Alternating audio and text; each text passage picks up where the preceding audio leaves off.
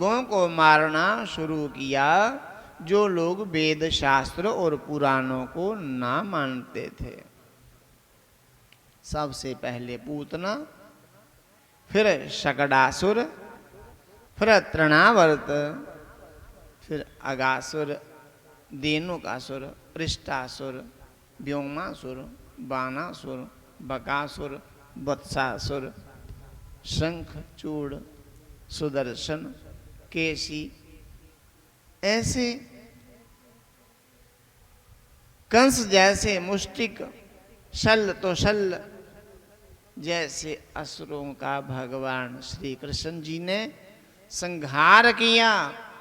जिनके भय से कथा सुनने वाले कथा सुनते भी नहीं थे। कथा श्रवण करने की जिनकी इच्छा हो वे भी भयभीत तो होके कथा श्रवण नहीं करते। जैसे आज भी लोग कहते पाप बहुत बढ़ गया। अरे पाप अभी बढ़ा नहीं है। अभी कोई कथा कहना चाहे तो सैकड़ों हजारों लोग उनका समर्थन करते हैं। पाप तब होता है जब ऋषि मुनि हवन करना चाहें और मारीच, राहु, ताड़का जैसी आसुरी शक्तियां यज्ञ कुंड में गंदगी डाल दें। हवन करते थे ऋषि मुनि, कंस आदि राक्षसों ने बंद करवा दिए। पूजा पाठ करते थे भक्त लोग, हिरण्याकशिपु ने बंद करवा दिए। तब पाप होता है। या तो भक्ति करता ही नहीं कोई, अगर करने वाला हो तो उनको दंड दिया जाता है, उस समय होता है पाप। आज तो कोई भी कथा सत्संग करवाना चाहे सैकड़ों हजारों लोग, लाखों लोग समर्थक हो जाते हैं, सहयोगी हो जाते हैं, आयोजकों का समर्थन करते हैं, संयोजक बन जाते हैं।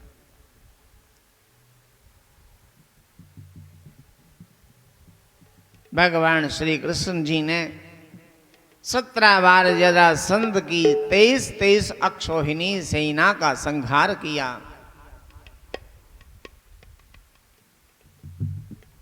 पांडवों को निमित्त बना करके कौरवों का संहार किया। कथा उस समय की है जब दुर्योधन की दोनों जंघाएं तोड़ डाली थी भीम ने। अब दुर्योधन के प्राणों का अंत होने ही वाला था। दुर्योधन का मित्र अश्वत्थामा आया है। दुर्योधन से कहता, मित्र कोई मन की इच्छा हो तो वर मांगो, कहो। कोई मन की इच्छा है तो कहो, मैं आपकी इच्छा पूरी करूंगा। दुर्योधन ने अंतिम इच्छा कही कि मेरे शत्रु पांडवों का वध कर दो, पांडवों के सिर काट के मेरे सन्मुख ले आओ। बाल्यकाल से मेरी एक ही इच्छा प्रकट हुई थी, आज तक मेरी इच्छा पूरी नहीं हुई। मैंने 5 पांडवों के लिए अपने कितने सगे संबंधियों को मरवा डाला। मेरे भाई, बंधु, मित्र, गुरु, मामा, फूफा, मौसा, पुत्र, पौत्र, भांजे, भतीजे, मित्र, कितने लोग मेरे कारण बलि चढ़ गए। किंतु मेरे शत्रु 5 के 5 आज तक जिंदा है। यदि मेरे मन की इच्छा पूरी करनी है तो पांडवों का सिर काट के लाओ। अश्वत्थामा पांडवों के शिविर में चला गया।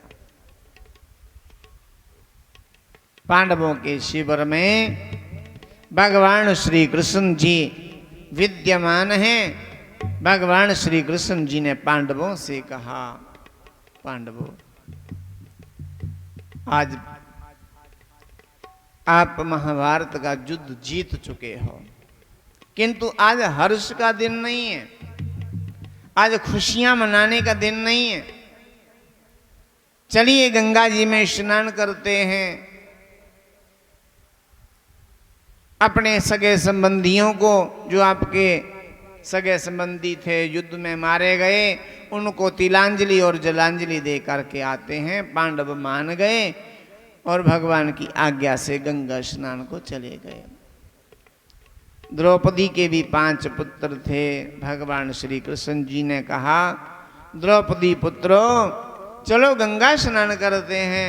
द्रौपदी पुत्रों ने कहा नहीं प्रभु, हम बहुत थके हुए हैं, हम सोएंगे।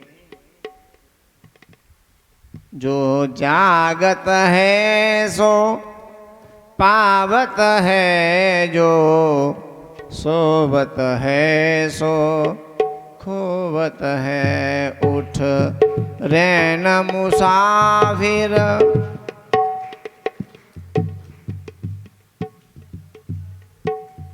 उठ जाओ। जागने से ही कुछ पाता है, सोने से ही गवाता है, खो लेता है कुछ न कुछ। द्रौपदी के पुत्रों ने एक ना मानी, भगवान पांडवों के साथ चले गए। जो संत और भगवंत को नहीं मानता उसकी गति अच्छी तो होती नहीं। अश्वत्थामा पांचों को एक ही जगह सोया देख उसके मन में यही था कि ये पांडव ही हैं। संदेहवश द्रौपदी के पुत्रों के सिर काट दिए और दुर्योधन को दिखाए। दुर्योधन बड़ा ही दुष्ट है, किंतु पांडवों के सिर ये नहीं है जान गया, ये तो द्रौपदी के निर्दोष पुत्र हैं। मेरी शत्रुता केवल पांडवों से थी, द्रौपदी के पुत्रों से मेरी जरा भी शत्रुता नहीं थी। दुर्योधन ने अश्वत्थामा से कहा, अरे अश्वत्थामा तू मेरा मित्र नहीं, तू मेरा वैरी बन गया। तूने मेरे ही बच्चों का, हमारे ही बच्चों का वध कर दिया। हमारे मरणों उपरांत इन्होंने हमारे श्राद्ध पिंडदान तर्पण करने थे। तूने हमारे कुल में श्राद्ध पिंडदान करने के लिए किसी जीव को जिंदा नहीं रहने दिया। जा मेरी आंखों से ओझल हो जा, दूर चला जा, कायर कहीं का। तूने निर्दोष सोए हुए बच्चों का वध किया है। अश्वत्थामा भाग गया।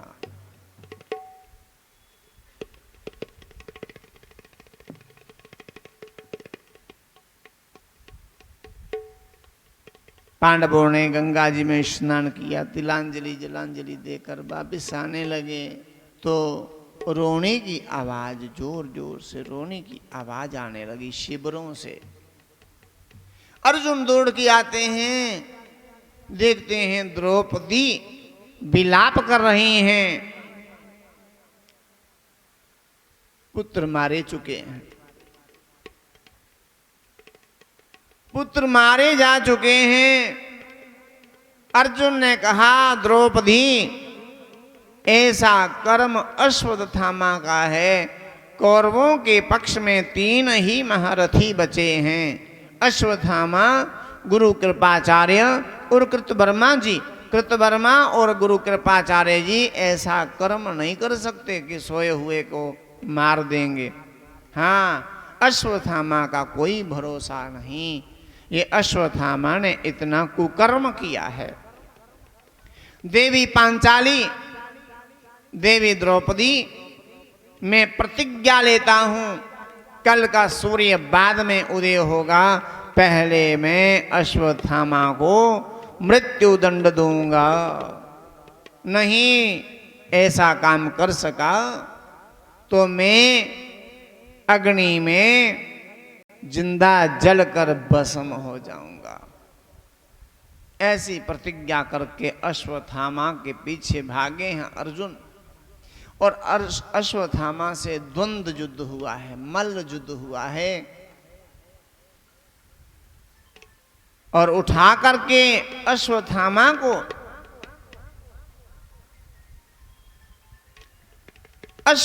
को उठा करके अर्जुन ने द्रौपदी के सामने आकर के पृथ्वी पर पटक दिया।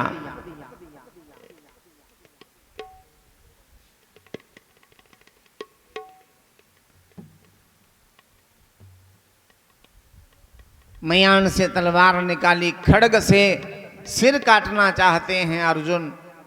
द्रौपदी ने हाथ पकड़ लिया, हे स्वामी मत मारिए, यह ब्राह्मण है, हमारे गुरुजी का पुत्र है, इसकी मां को कोई आश्रय नहीं है, यदि इसको मार दिया तो इसकी मां आश्रयहीन हो जाएगी, पुत्र के वियोग से तड़प तड़प के मरेगी। इसलिए हे स्वामी, पुत्र वियोग की पीड़ा किसी दुश्मन बैरी को, किसी शत्रु को भी पुत्र वियोग ना लगे, मेरी ऐसी कामना है। छोड़ दीजिए अपना खड्ग। तब अर्जुन ने कहा ठीक है, मैंने एक प्रतिज्ञा और भी की थी कि इसको नहीं मार सका तो मैं स्वयं नहीं रहूंगा। अग्नि प्रचंड कर ली और कूदने लगे अग्नि में। उसी समय द्रौपदी ने भगवान को पुकारा। द्वारकाधीश श्री कृष्ण भगवान प्रकट हुए, अर्जुन को बचा लिया और कहने लगे, अर्जुन, भगवान कृष्ण अर्जुन से कहने लगे, अर्जुन, आत्म हत्या करना, आत्मदाह करना तो बहुत बड़ा पाप है। अर्जुन कहते, मैं आत्मदाह नहीं कर रहा हूं, मैंने तो ऐसी प्रतिज्ञा कर ली है।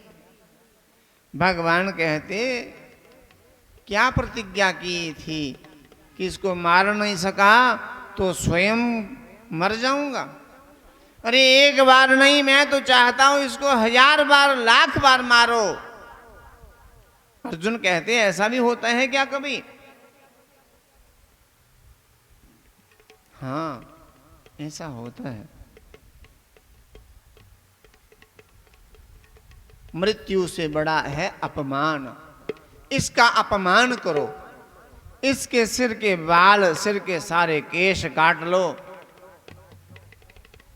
और इसके मस्तिष्क पर तेजमणि है उसको निकाल लो। अर्जुन ने अपनी बाण की नोक से मणि निकाल ली, केस काट दिए तो अश्वत्थामा को बड़ा क्रोध हुआ। मेरे सारे के सारे केस काट लिए, मेरी शिखा भी कट गई, शिखा के बिना संध्या भी नहीं हो सकती, तीर्थ स्नान नहीं हो सकता, कन्यादान नहीं हो सकता, शिखा के बिना कोई भी सत्कर्म सफल नहीं होता। शिखा अत्यंत आवश्यक होनी ही चाहिए। चिद्रूपणी महामाया दिव्य तेज समन्विते तिष्ठ देवी शिखा मध्य तेजो वृद्धिम कुरुष्व में। शिखा ग्रंथि के बिना कोई भी कार्य सफल नहीं होता। इसलिए इस अर्जुन ने मेरे केस काटे हैं, मैं इसका वंश ही काट डालूंगा, इसके वंश को नहीं छोड़ूंगा। अर्जुन की बहुरानी वीर अभिमन्यु की पत्नी उत्तरा गर्भवती थी। अश्वत्थामा ने आते हुए उत्तरा को देखा और उत्तरा पर ब्रह्मास्त्र का प्रहार कर दिया। ब्रह्मास्त्र को आते देख उत्तरा भगवान को पुकारने लगी। जिनकी सासू द्रौपदी जैसी हो, जिनकी एक पुकार से भगवान दौड़े चले आते हों, ऐसी सासू की बहुरानी कोई कम होगी क्या? बहुरानी ने, उत्तरा ने भगवान की स्तुति की है। उत्तरोवाच पाहि पाहि महायोगिन देवदेव जगतपते नान्यं त्वद्वयं पदशे यत्र मृत्युः परस्परम् आविद्रवती मामेश सरस्तप्ताशयो विभो कामं दहतो मां नाथ मामे गर्भो निपात्यताम्।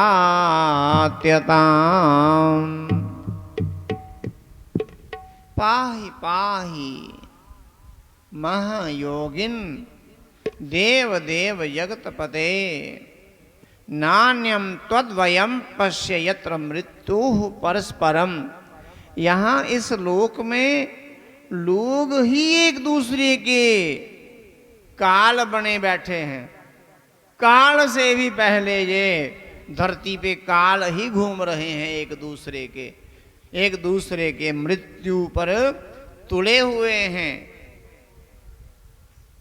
हे जगन्नारायण, हे महायोगिन, हे देव, हे जगतपति, हे प्रभु मेरी रक्षा करो, करो। ये जलता हुआ ब्रह्मास्त्र मेरे गर्भ में पलने वाले शिशु को नहीं छोड़ेगा। बड़े ही मैं मर जाऊं, किंतु मेरे बालक की रक्षा कर दो प्रभु, मेरे बालक की रक्षा कर दो। उसी समय भगवान ने अंगुष्ठ मात्र रूप धारण किया, अंगूठे जितना रूप धारण किया, और भगवान उत्तरा की कोख में प्रवेश कर गए। और उत्तरा की कोख में भगवान ने देखा ब्रह्मास्त्र उत्तरा की कोख में पलने वाले बच्चे को अब छोड़ेगा नहीं, तो भगवान ने अपना सुदर्शन चक्र छोड़ दिया। कुंती माता पूजा में बैठी हुई थी, कुंती माता पूजा में बैठी हुई थी और पूजा करते करते आंखें बंद किए हुए उनको ये सब दर्शन हो गया। अरे मेरी बहू रानी, मेरी पुत्रवधू उत्तरा की कोख में पलने वाले बालक की रक्षा करने के लिए आज तो मेरे कृष्ण ने सुदर्शन उठा लिया।